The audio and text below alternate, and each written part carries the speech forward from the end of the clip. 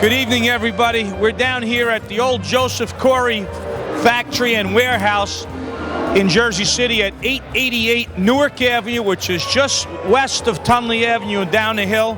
And I'm here with Sean Hollingsworth, who is now the head of Pro Arts here in Jersey City. And we're here for the kickoff, the opening of the 21st annual Jersey City Artist Studio Tour. And Sean, what do we got going on right here tonight? Well, this is our kickoff event, and as you already said, this is our 21st year. So what's really exciting about this year, as with every year, is it's a coming together of the artists in Jersey City into sort of a collective and organized group exhibition. It started originally, as you may remember, 21 years ago as a call to artists, and it was in a couple of centrally located spaces, and over time it's grown to include all of Jersey City. We've got over 50 spaces this year, over 100 artists participating, and these are some of them here, but it's going to be a fantastic weekend. Yeah, it gets bigger every year, Sean, and some of our artists, our musicians, you can hear them playing in the background. And this space right here has been converted into really a storage place for art and huge pieces of art, and also an exhibition center. And there are several floors above us. Beautiful. With some magnificent works I've heard.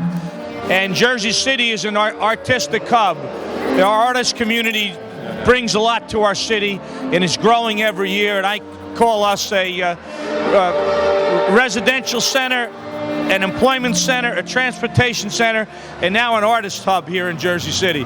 So this is your chance. Do it again. It's as Stan told me before, we're now an adult.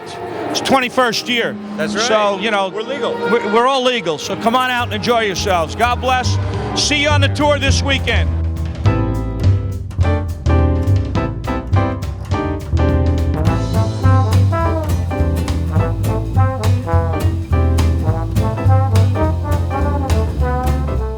Jersey City Artist Studio Tour has really come of age, 21 years old, and that means it's probably going to be even older in the years to come. And you never know what you're going to see and who you're going to meet. To my right, Hugh Harrison.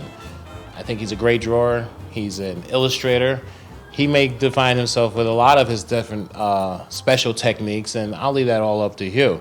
Hugh, these things from Hamilton Park, this is a reflection of the neighborhood. Mm-hmm. And I mean, I love this neighborhood. I lived in Brooklyn Heights before, and a friend of mine had bought a house in 1979 in Hamilton Park, and the next thing I knew, they wanted to sell my apartment to me in Brooklyn for about $70,000, and I came over here and got a 4-story house, 1880. For quite a bit less. 1880. That's some history. And speaking of history, looking at some of these drawings, tell us about the ones that reflect on a devastating day for the nation and for the region. These two drawings here were developed from location sketches on 9/11. And in this one here, this guy, he's coordinating the delivery and allocation of dry clothing for the workers who were coming over from the trade center. And here was a rough sketch developed into a little colored drawing of a fireman who was just either arrived or going back. And they brought them over from Manhattan, and they gave them beds to sleep on and showers and a change of clothing. These were really done for personal pleasure. These were done to show my technique. But this was back in the 80s, and I was working very tight technique with pencils, and this is all done in colored pencils. That one over here is a watercolor and a pen and ink. But then I began to develop, and my drawings became much looser after that. So, thank you, Hugh. And if you miss Hugh's artwork here today in a historic cemetery off Newark Avenue. You can still see him partnering with Bob Leach, Jersey City's historian, in some of his work as well. Bob Leach is going to be here on the 23rd of October this month, and at 2 p.m., and he'll be showing his video of the story about the skeletons that came out of their graves and walked down the hill. It was told to him by his father and his Uncle Frank when he was 10 years old, and he's quite a character, and it's very worthwhile to have a visit. That's this year, 2011. Excellent. Historic things happening, bodies and bones out of the grave at the historic Harsmas Cemetery.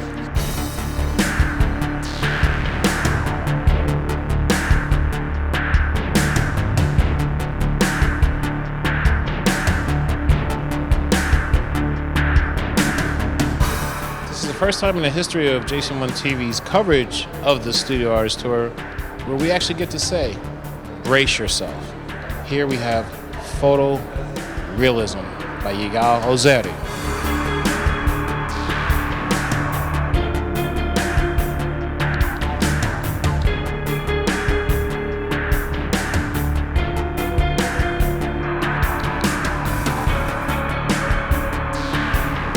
Truly the treat of the tour, man, a contemporary. We have someone special to tell us all about it. Hi, I'm Eileen Kaminsky, and I welcome you to the Manna Fine Arts Center and my exhibition space, the Eileen S. Kaminsky Family Foundation. We are hosting for the first time open studios and a visit to my exhibition space. And this time we're having a show from now until January of the Susan and Louis Maisel collection. They are consummate collectors of fine arts and objects of art, and today you're going to see photorealism and pinups and some absolutely gorgeous statues, sculptures that are amazingly lifelike. And that's the word, it's lifelike. This collection ties into my collection because I collect a number of photorealistic artists. One of them is Yigal Ozeri, whose paintings are also in this show. So I'd like to welcome you into looking at our work, and please come and visit us at 888 Newark Avenue in Jersey City. Now, I said the tour has really come of age, and to have fine art of this caliber in the tour is probably a first in the 21-year history of the tour. Would you say, Eileen? I'm actually new to the tour, and I'm excited to go and see the other studios. So I'm really not familiar with it, but we're looking for a long-term relationship in Jersey City, and we're just starting. We're going to have children's programs. I'm talking to Herb Rosenberg of the college close to here, and we're talking about having student programs here. Sky's the limit, and I hope to be part of the tour for many years to come. As it grows, now let's go take a look.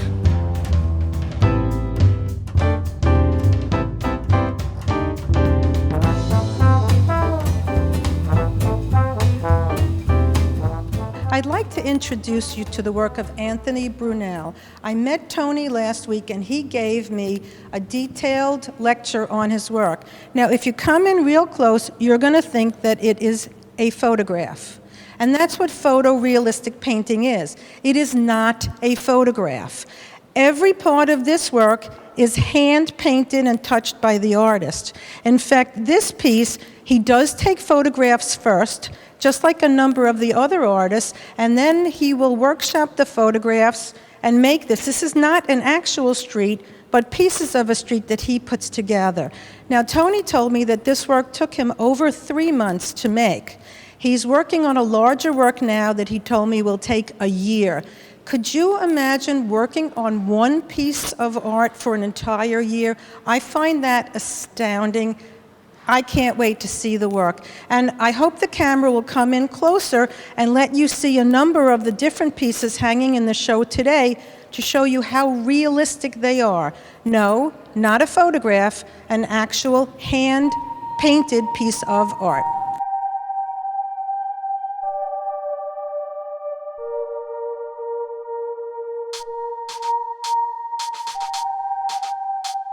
This next piece that I'm going to show you is an example of Trump Loy.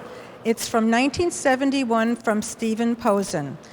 I'd like you to look at it, and you'll see texture. You see hanging curtains, and you see the bed in dishabille. But if you come close and you look at it from the side, you'll realize that it's a flat painting. There is no texture. There are no curtains. This is all flat. It's a perfect example, and I hope you enjoy looking at it.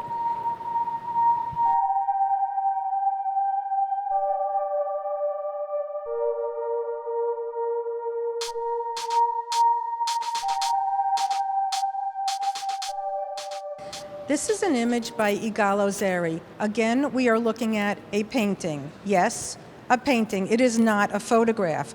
Like the other artists, Igal does take a photograph, and then he turns that photograph into a painting. He doesn't paint on the photograph, but he recreates the image, and from what I like to say is he brings that image alive. He breathes life into the woman.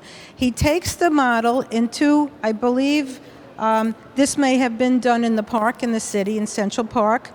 It's a wonderful image, and it's absolutely real. Every blemish, everything on her face is shown, and you have to get real close to see how fabulous it is.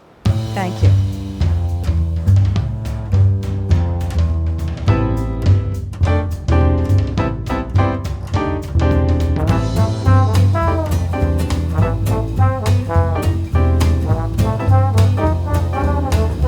At one of the hottest locations along the tour, to my left, Carol Furman. Carol, everyone is talking about what you've done here. Maybe you can give us a little insight into your work. Well, it's a pleasure to be here today. I have some of my large pieces in this studio, and the one I'm well known for is my Serena sculpture. And I first showed this piece in the Venice Biennale, and then I showed it in the Beijing Biennale where it won first prize, and now it's on Newark Avenue in my Jersey City studio. And I'm proud to be here, along with some of my other pieces. And as you well know, there are some great artists in this building. We're at the Historic Manor building, and it's one of the larger galleries you're going to see in Jersey City. Carol, tell us the realism. That's all people are talking about. These are sculptures. They look like real people from the pores on their skin. How did you do it? Well, there's a story behind each piece, and I'm well known for these swimmers and bathers. This one is, as I said, was first shown in Venice, in the Venice Biennale, and it's named after the island of Venice, which was called the Serene Island. A girl named Serena posed for me, and she posed in a position like this, and I did a sculpture of her in clay, and it was massive, 12 feet, and it took a lot of clay and over a year to sculpt every little detail. And once I had every little pore and every detail of her face sculpted out of clay, I made a mold, huge mold, and into that mold I cast resin, an aqua resin, which is it's a water-based resin, not dangerous at all, and made an armature inside that resin casting, and then took it out and painted it as you see. And the newest one, not this one, but the newest one I'm working on is made out of bronze, and it will be painted and look exactly like this. So if you come back in a few months, you'll see the painted bronze one for outdoors. Outstanding. Now, we've met you in years past for your metal works, and we see some of your pieces made out of metal. Is that even more difficult to shape and work with? And tell us about what we can expect in the future, because we know you have a special piece of metal you haven't done anything with yet. Tell us all about it.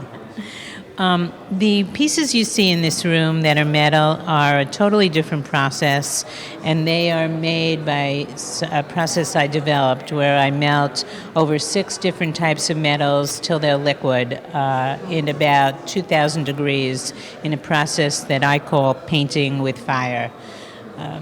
They're melted in various cauldrons, and I put these metals with a soup ladle. I put the soup ladle into the cauldron, and then I splash, throw this molten hot metal into a sand mold to create these beautiful pieces. Isn't that kind of dangerous to be playing with metal like that?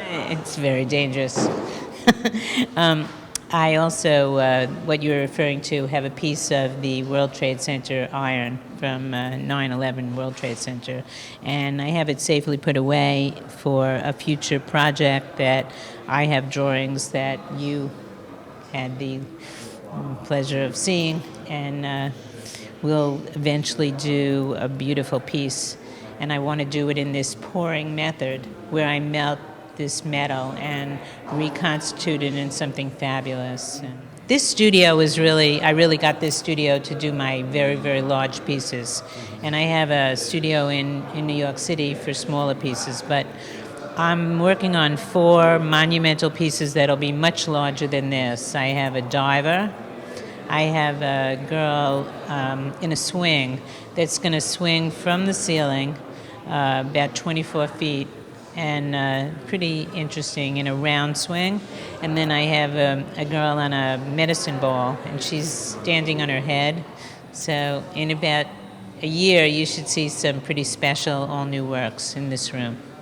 Well, Carol, we can't wait, and it's been special just sharing some time with you, and thank you. You're welcome. It's a pleasure to see you again. It's a pleasure to be here.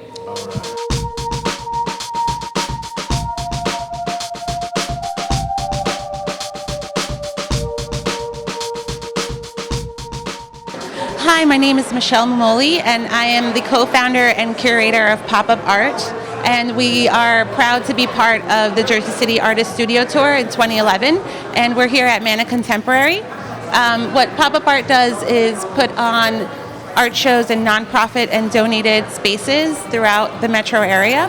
This is about our 3rd show. We've been lucky to work with a lot of institutions that have helped us fuel our mission statement, which is to fill in the gaps of a cultural development for the community, where there's a few cultural institutions that no longer exist in the community that should feel that. My artists for this show are Laura Gravenstein and Leandro, and this is Laura Gravenstein, and we are in the area where her work is. The work is a fruit series work, and hi Laura. Hello, Michelle. My name is Laura Gravenstein, and I work mainly with organic materials. The work that they're showing here at Mana is, I call it PAH oxidation technique, and I take organic fruit, mainly berries, and I imprint it onto a prepared surface, either glass or foam or other materials, and then I paint back in with the fruit juice after the oxidation has occurred, and then I seal it with a UV-resistant epoxy. Do you want to talk a little bit about how this work came about? Have you been working in this medium for a long time, or how did it come about? It's been about 2 years, and it happened by chance. So one day I was preparing some paper to do some other work, and I was eating blackberries. And I went to sleep, left it out on the kitchen table, and when I woke up in the morning, the blackberries were gone. And on the pieces of paper, there were seeds spit out on the paper and little mouse tracks, and a mouse had come along, eaten the fruit, spit out the seeds. And when I picked up the paper and brushed the seeds away, it left these amazing, really beautiful marks. And that is how I got the idea to start seeing what I could do with the fruit itself. Do you feel that this is a successful series of work for you? Do you feel like you can continue to make these, and are they sellable? Sellable, yes. Very marketable. People actually are responding really well to not only the color, they love the coloring and the idea of the individual fingerprints of the berries themselves, but they also seem to appreciate the fact that the work is continually in flux, it's continually changing. They understand the concept that it is akin to life and how the whole universe works on its own, so it follows natural law. So they seem to be enjoying that fact. So the pieces change over time. This piece is quilted ecocosm, and some of my pieces I let happen very organically, and I allow it to be very abstracted. Other pieces I plan out very minutely, and this is one of those pieces. With this one, I liked the idea. All of the pieces have a biological feeling to them. All of the pieces deal with the ephemeral. This one, however, I wanted to capture the feeling of space on both a micro and macrocosmic level. And so I made the design very specific. And I was looking at particular cancer cells, actually, cancer research, when I was doing some of these pieces. So that is what this particular piece is based on.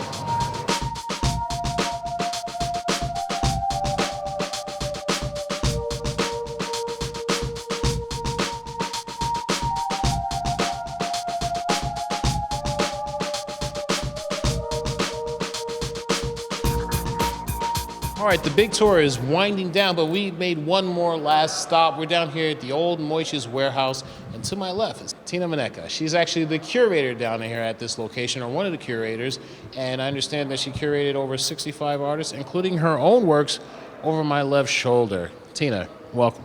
Thank you. I'm the curator of the Exquisite Corpse Show, which basically we have 65 artists participating. And I coordinated certain artists to do head, torsos, legs. Nobody knows who they're being paired up with until they get to the show. And when they get here, they have exquisite corpses. Speaking of corpses, tell us about the different formats. I see there's probably going to be some acrylics, watercolors, photos.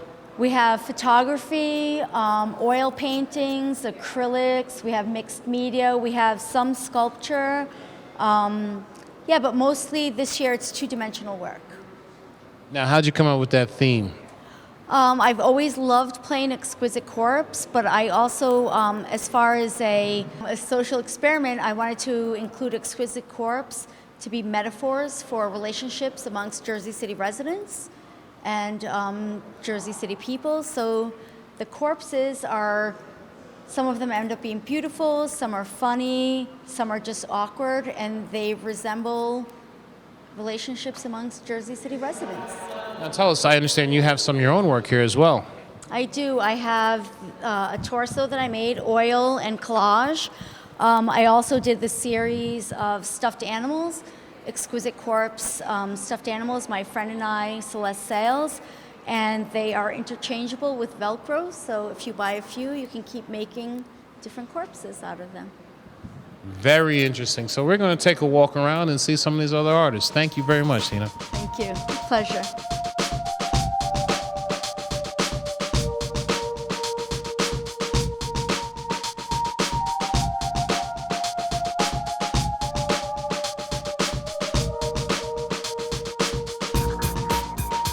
We're at the other side of Moishes, and we're with Dylan Evans. Dylan, this is your side of the curation. Tell us a little bit about what you got. Sure thing. Stan, nice to meet you. What I did for this show is I wanted to bring street artists and underground artists that I became familiar with from their street work and their outdoor murals, and I wanted to give them an opportunity to show indoors. Nathan Pickett is a fine artist, but he also does murals out in the street. And the guys that I have on the other side are really more known for their street artwork and their huge murals. And I wanted to give them the opportunity to show inside what they can do, because not all street art is vandalism. It's not just because you have a spray paint and you do work doesn't mean that it's graffiti or vandalism. These guys are really talented folks, and they deserve to kind of be in front of an audience that would appreciate what they do. So I wanted to bring them inside, show their installations inside along with their fine art.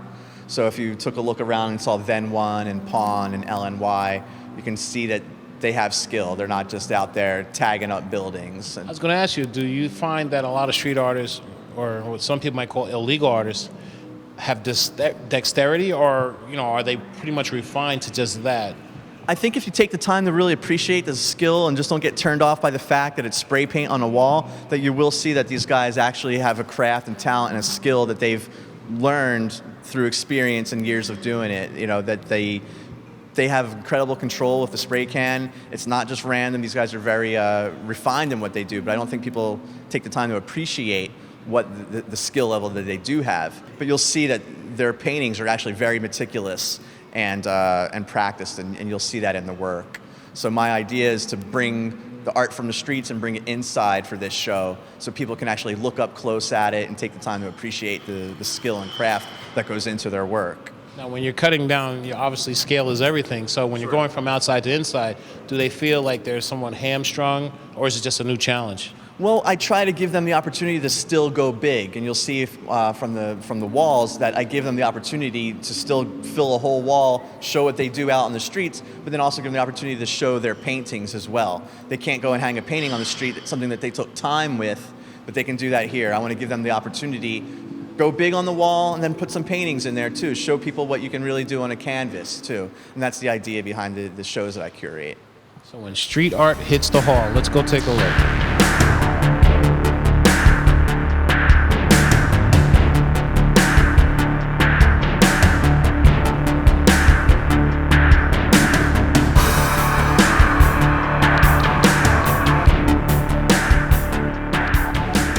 The tour's still going strong. There's still a lot of very interested curators, a lot of interested visitors that want to make Jersey City a very lively art community. It's what I'm trying to do with these murals. I'm trying to give people a reason to come to Jersey City and walk around and spend their money in Jersey City, give them public art to look at.